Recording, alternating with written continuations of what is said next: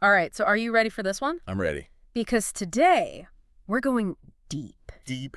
deep into a true crime case that It's a good one. I know you told me it's a good one, Yeah, but it is. it's got more twists and turns Oh, yeah? than a corn maze in October. Buckle up. Okay, so we're going back to 1981 Okay. to a seemingly peaceful farm town called Marshall, Illinois, Small town. where a woman named Charlotte Grabbe vanished without a trace. And that's where it starts. That's where it all begins. It gets crazy from there. It gets really wild Yeah. from there, right? Yeah. What's really captivating about this case is just how seemingly impossible it was to solve. Okay. At first, Yeah. we have a missing body. We have a witness whose story seems a little too convenient, Mm-hmm. and a conviction that you look at it and you're like, yeah, this is flimsy. Right. But that's where the power of Dun dun dun. Science, power of science. specifically forensic science, comes in. Okay, so for those of us who haven't binge-watched every episode of CSI, Right. break that down for us. Break it down. What exactly does forensic science mean in this case? So think of it as using science to solve crimes. Okay. In this case, we're talking about analyzing evidence, using scientific methods to figure out what really happened to Charlotte. Got it. So it's not just about fingerprints and DNA. Right, It's yeah. about using any kind of scientific analysis Any kind. to uncover the truth. Yep. But before we get to the science part, let's start at the beginning. Yeah, let's start at the beginning. What can you tell us about Charlotte and Fred Grabbe? Okay.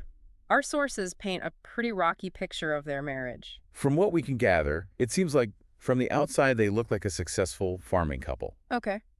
But behind closed doors, it was a different story. There was a history of violence. They'd even divorced and remarried once. Oh, wow. And Fred was known for being, shall we say, A little bit of a player. quite fond of the ladies. Yeah, our sources don't hold back on that detail. No. Apparently, Fred had a reputation as a real ladies' man, Ladies, man. which obviously put a huge strain on their marriage. Of course. And their children, Jeff and Jenny, were very aware of what was going on. Oh. It sounds like they sided with their mother, Absolutely. especially given all the infidelity. Especially given all the infidelity. Yeah, And Charlotte's fears for her safety were very real. yeah. She even told her children, if I don't come back from the fields by sundown, come looking for me. It's like something straight out of a movie, that foreshadowing. And unfortunately, her words proved prophetic. Yeah. On July 24th, 1981, Charlotte heads out to the soybean field on her tractor and never returns. Later that night, her children find the tractor abandoned in the field with Charlotte's lunchbox still on it. Oh. The alarm bells start ringing immediately. Yeah. Something was very wrong. Enter Fred, the husband, with what initially seems like a solid alibi. Right. He claims he last saw Charlotte driving towards the interstate. But then, bam! Her car turns up abandoned in Terre Haute, Indiana. Which is across state lines. Is across state lines, yeah. And to make things even more suspicious, there's a loaded gun found under the seat. Yeah, no, the seat. Like, what is going on? The discovery of the car, the gun, throws Fred's alibi into question. Mm-hmm. And then a friend of Charlotte's comes forward, Okay. claiming they saw Fred driving his truck towards Terre Haute that same day, Okay. followed by someone else in Charlotte's car. Okay. And they described the driver as a young blonde woman with curly hair. Wait a minute. That description sounds a lot like Fred's girlfriend at the time, Uh-huh. Vicky McAllister. Vicky McAllister. So we have a potential motive, a suspicious timeline, and a witness contradicting Fred's story. Yeah. Seems like an open and shut case, right? You would think so, but there's a big problem for the investigation. Okay. Nobody. Oh, no body, no crime, right? Right. Isn't that how they say it? That's what they say. And to make matters even more complicated, Uh-huh. Charlotte had left behind some notes in a safe deposit box. Okay, for people who don't know what a safe deposit box is. You know, those little locked boxes that you can wrench at the bank Right. to store your valuables. Like a super secret stash for important documents Yeah. and stuff. Yeah. So what was in the notes? She expressed fear for her life. She suspected that Fred was stealing farm equipment. Oh, wow. And she even implicated his business partner, Dale Kessler. Oh, my gosh. So we've got potential motives piling up. Yeah. Infidelity, possible financial crimes, and even threats to her safety. Yeah. But without a body, it's all circumstantial. It's circumstantial. How did the investigation move forward from there? Well, the case went cold for 3 long years. Charlotte's daughter, Jenny, was determined to find out what happened to her mother. She offered rewards, Okay. and she even hired a private investigator named Charles Pearson. So Jenny's not giving up. No. What does this private investigator do differently? How does he crack this case? So Pearson took a very unconventional approach. Okay. Instead of traditional investigative tactics, he focused on befriending Vicki McAllister. Okay. He would meet her in bars, gain her trust, Mm-hmm. and slowly but surely get her talking. And then, boom, reveals he's a private investigator looking into Charlotte's disappearance. Whoa. That's kind of sneaky, right? It's a little sneaky. I mean, ethically, do you think that was the right way to go about things? It definitely raises questions about the methods used in this case. Okay. But one thing's for sure, it got results. Vicki, seemingly burdened by guilt and fear, finally confessed to her role in Charlotte's disappearance. Okay, so Mickey spilling the tea, what did she reveal? What really happened that day? Get ready, because her story is truly disturbing. Oh, boy. Okay, so according to Vicki, she was with Fred in a machine shed when Charlotte arrived. Okay. A heated argument erupted, and in a fit of rage, Fred began strangling Charlotte repeatedly. Vicki described how he would release her only to choke her again Oh, my God. until she finally stopped breathing. That's horrifying. So Fred murdered Charlotte in a fit of rage. But what happened next? Where's the body? That's where things get even more disturbing. Okay. Vicki says she witnessed Fred committing a truly awful act after Charlotte's death, Oh, no. and then filled Charlotte's body with grease and stuffed her into a 55-gallon drum. This is getting really dark. Yeah, It's hard to believe someone could do something so horrific. it is. Where did they take the body? Okay, so Vicki explained that Fred forced her to drive Charlotte's car to Terre Haute Uh-huh. to create that false trail, right? Right. And then they drove back to the farm and spent 2 nights burning the barrel with Charlotte's body inside. Oh, my God. There's a Wabash River. This is intense. So we have a confession, but do we have any physical evidence to corroborate Vicky's story? I mean, no body, no barrel, no murder weapon. Right. How do you even begin to prosecute a case like this? That's what makes this case so fascinating. Okay. A new sheriff, Dan Crumrin, took over the investigation, Oh. and he had a truly out-of-the-box idea. He decided to investigate a maple tree Hold on. near the alleged burn site. You tell me a tree can be a witness to a crime. You got it. I'm intrigued, but how does that even work? This is where the science gets really cool. I'm ready. Every year, a tree grows during the spring and summer, Mm-hmm. and then it goes dormant in the winter. Okay. This creates those rings you see when you cut down a tree. Right. Each ring represents a year of growth. So like a tree's personal diary. Exactly. But how does this relate to Charlotte's disappearance? Well, diesel fuel, which was allegedly used to burn the barrel, is toxic to trees. Okay. If the fire was hot enough and burned for long enough, it could have stressed the nearby maple tree, Okay. leaving a permanent mark in its growth rings, Okay. almost like a scar. So like a hidden message encoded in nature. Exactly. I love that. A hidden message encoded in nature. So Crumrin thinks this maple tree might hold a hidden clue. Yeah. A diesel fuel fingerprint from the night Charlotte was burned. You got it. That's incredible. But how do you even test a theory like that? They called in the experts, Okay. a plant biologist named Eugene Heimlich and an organic chemist named Donald Dickerson, Okay. both from the University of Illinois. This is where it gets all CSI on us. This is where it gets CSI. What did the scientists find? Heimlich examined the tree rings, Yeah. and he found something remarkable. What's that? 3 rings deep, corresponding with the year Charlotte disappeared, there was a band of stunted growth. Wow. The tree had clearly experienced some kind of stress during that time, Yeah. but to confirm whether it was caused by diesel fuel, they needed Dickerson's expertise. So Dickerson brought out the big guns, scientifically speaking. The big guns. What kind of tools did he use? He used a sophisticated machine called a gas chromatograph mass spectrometer. Try saying that 5 times fast. I know, right? Gas chromatograph mass spectrometer? You can think of it like a superpowered microscope for chemicals. Okay. It allowed him to analyze tiny samples of sawdust from the tree Okay. to identify their components. And what did he find? He found hydrocarbons, Hydrocarbons. which are the telltale sign of diesel fuel. Mm-hmm. And here's the kicker. Okay. The hydrocarbons were only present on the side of the tree facing the alleged burn site. Stop. It's like the tree itself was pointing the finger at what happened that night. This is unreal. A tree helped crack this case wide open. It really did. But we're just getting started. Yeah. Stay with us Stay with us. as we delve deeper into this captivating case. Deeper. Keeper. Welcome back. All right. Last time we uncovered how a maple tree held the key to cracking this case wide open. Right. It's amazing how nature itself can become a witness to a crime, isn't it? It's mind-blowing. You wouldn't think something as seemingly passive as a tree could play such a crucial role in a murder investigation. Right. But that's the power of forensic science. Yeah, It can find clues in the most unexpected places. it really can. So we've got a confession from Vicki McAllister Right. and this incredible scientific evidence from the maple tree. Yeah. What happens next? Does this finally lead to Fred's arrest? It does. Okay. Armed with this new evidence, the prosecution, led by the renowned Robert Egan, you might remember him from the John Wayne Gacy case, built a strong case against Fred. Wow, John Wayne Casey. Huge case. Yeah, that was a huge case. Yeah, So Egan's a big deal in the legal world. he was. It sounds like they were really pulling out all the stops to get a conviction. Absolutely. Okay.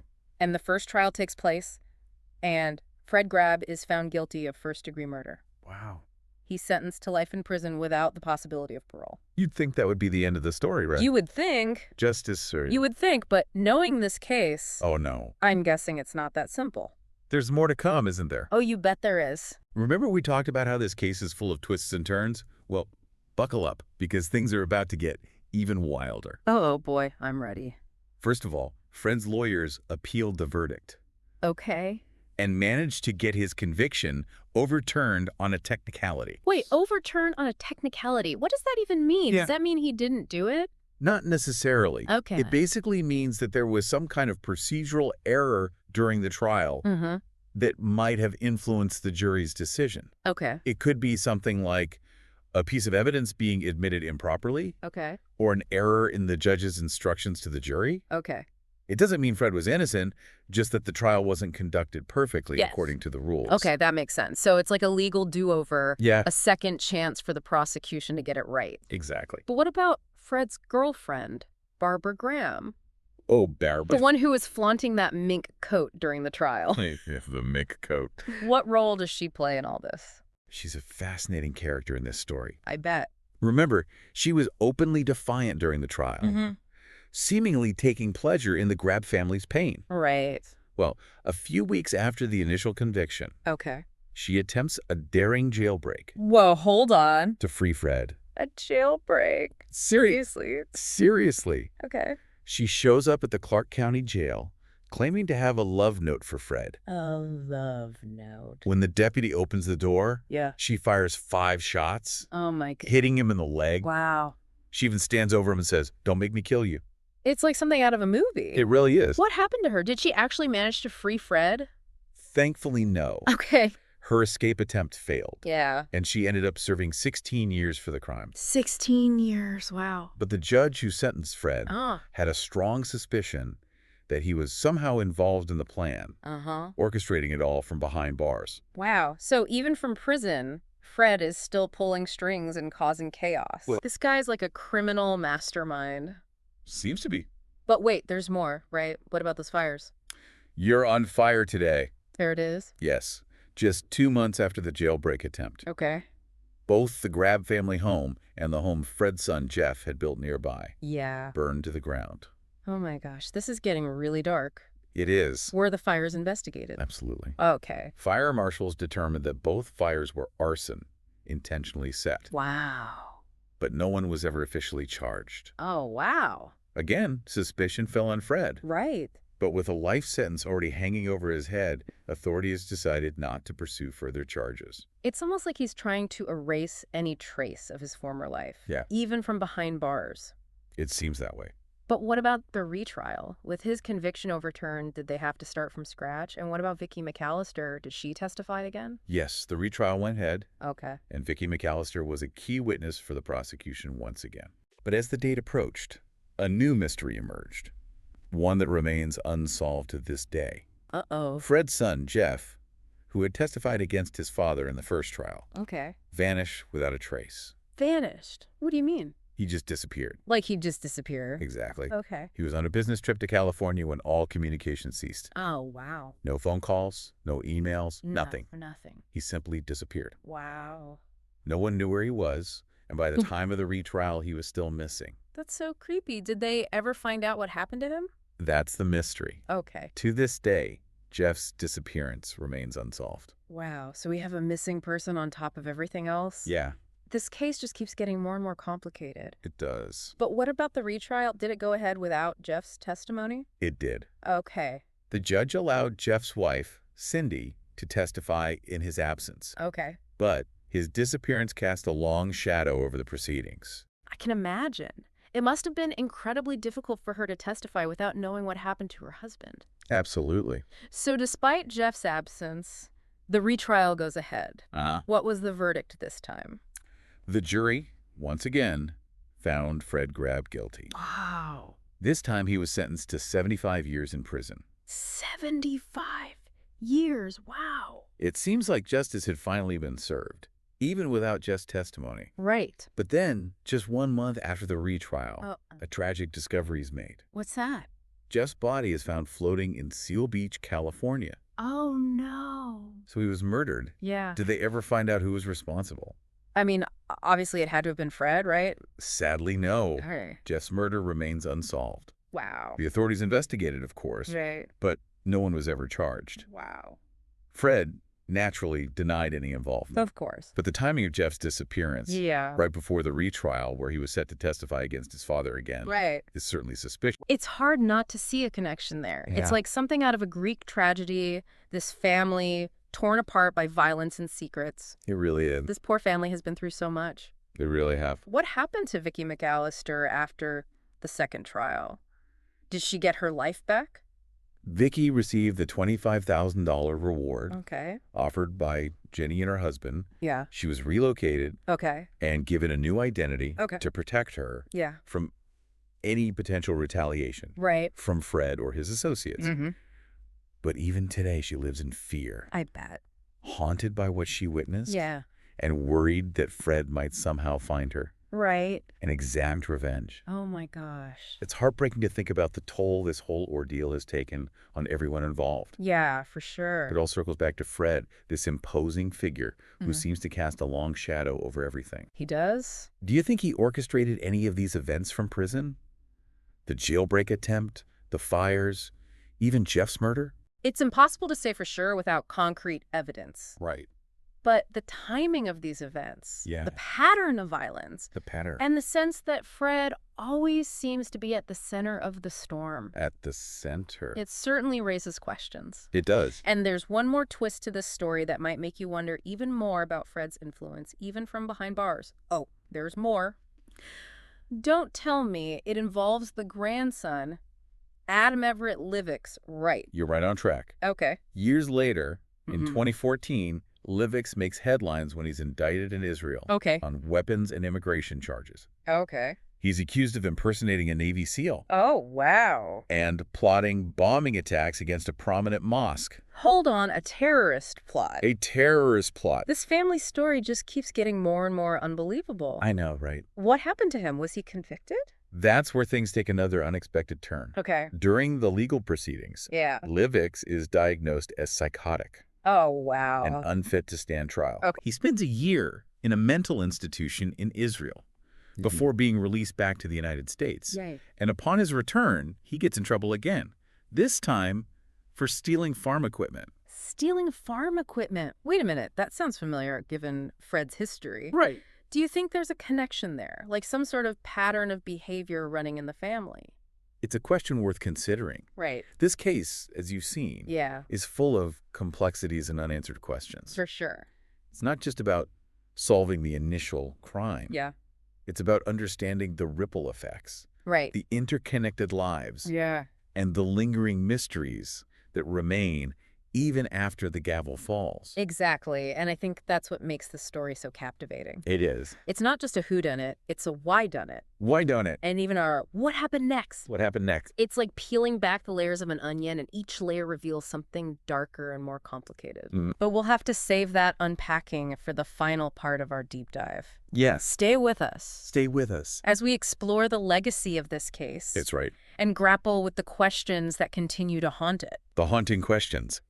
We're back. And we're ready to unpack Ready to unpack all those lingering questions from this crazy Grabbe case. this case, man. Oh my gosh, it's been a wild ride. A wild ride. All right, so we know Fred Grabbe is currently serving a 75-year sentence. Right. But what about everyone else? Where do they fit into this puzzle? Well, like we said before, we know that Vicky McAllister is living under a new identity, still haunted by what she witnessed, and fearful of Fred's potential reach even from prison. Right. And then there's Jenny, Charlotte's daughter, Right. who has had to navigate unimaginable grief and the constant fear that seemed to follow her family. It's heartbreaking to think about the toll this has taken on everyone involved. It is. And then there's Jeff, whose murder remains a chilling loose end in this whole saga. Right. Do you think it's possible that Fred orchestrated any of these events from prison? The jailbreak attempt, the fires, even Jeff's murder? It's like you said before. This guy seems to cast a long shadow over everything. He does. It's hard to believe he wouldn't have tried to exert some control over the situation, even from behind bars. Right, we can't just point fingers without proof. Right. But the timing of those events, the pattern of violence, The pattern. it's hard to ignore those connections. Yeah. And then there's the grandson, Adam Everett Livix, Right. his alleged terrorist plot, the mental health diagnosis, and then, of all things, stealing farm equipment, just like his grandfather. Yeah. Yeah. It's almost too strange to be a coincidence, isn't it? It makes you wonder about the nature of family legacies. Right. The things that we inherit, both good and bad. Right. Did Livix inherit some kind of predisposition towards violence or criminal behavior? Right. Or is it just a case of a troubled young man making bad choices? Yeah. We may never know for sure. Yeah. But it definitely adds another layer of complexity to this already tangled web. This entire case is like one of those choose-your-own-adventure books. It is. Every path leads to more questions. Yes. And deeper darkness. Deeper and darker. We started with a missing person, then uncovered a shocking confession, groundbreaking forensic science, a jailbreak attempt, suspicious fires, an unsolved murder, Right. and now a grandson entangled in his own web of trouble. Wow.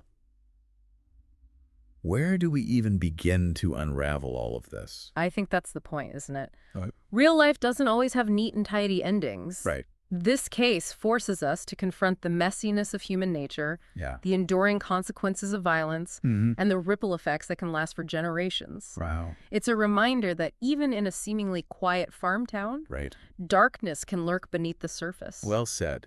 If there's one thing we can take away from this deep dive, it's that truth can be stranger than fiction. For sure.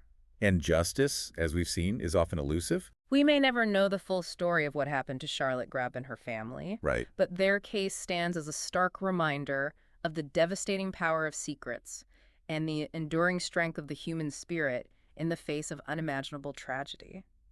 It also underscores the importance of never giving up hope. Right. Jenny's determination to find out what happened to her mother, Uh-huh. the innovative thinking of the sheriff who investigated the maple tree, the scientists who used their expertise to uncover the truth, they all demonstrate that even in the darkest of times, there are glimmers of hope, flashes of brilliance, Yeah. and a relentless pursuit of justice that keeps us moving forward. So well put. Thank you. This deep dive has been a roller coaster of emotions, shocking, heartbreaking, and ultimately thought-provoking. Yeah, We encourage you to continue exploring this case. Yeah. Do your own research absolutely. and see what conclusions you draw. Yeah. Who knows, maybe you'll be the one to finally shed light on some of the lingering mysteries surrounding the Grabbe family. And remember, sometimes the most intriguing stories are the ones that leave us with more questions than answers. Absolutely. And as we always say, stay curious, stay informed, and never stop asking questions. Thanks for joining us on this deep dive into one of the most intriguing true crime cases we've ever covered. It's a good one. We'll be back next week with another captivating story that's sure to keep you on the edge of your seat. That's right. Until then, stay safe out there. Be safe. And remember, truth is often hidden in the most unexpected places. Absolutely.